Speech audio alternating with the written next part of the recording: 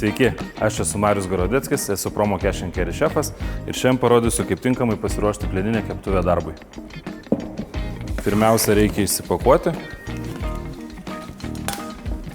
ir įsiplauti po šiltų vandeniu, nenaudojant abrazyvių priemonių, reiškia tiesiog su muilu arba su indų plovikliu. Taigi, įsiplovę keptuvę, nusausiname sausu rankšluostėliu arba popieriniu rankšluostėliu. Užsikaitiname ant vidutinės kaitros ir pakaitiname porą minučių. Įpilame aliejaus, nei daug, nei mažai, maždaug trečdalis keptuvės ir paliekame pakaisti. Iki 10 minučių priklausomai nuo to, kokį naudojate kaitimo aparatą. Tai yra ar indukcinė, ar kaitlentė, keramikinė, ar tai yra dujos.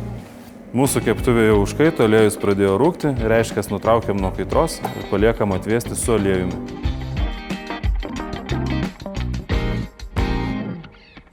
Na, aliejus keptuvėje atvėso, galime išpilti.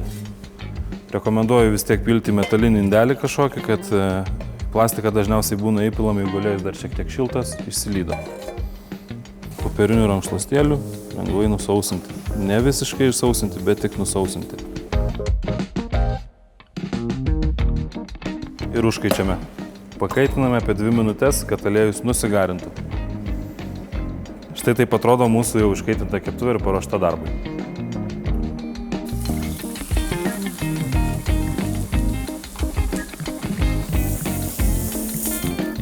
Papildomo aliejaus nenaudojam, pažiūrėkit, kokia graži plutelė pasidarė ant vištienos.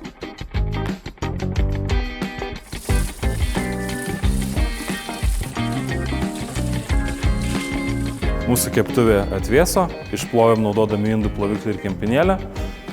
Gerai nusausiname.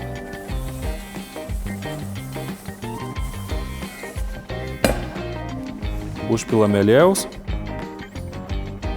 ir aliejų įtriname į keptuvę popierinių rankšluostėlių.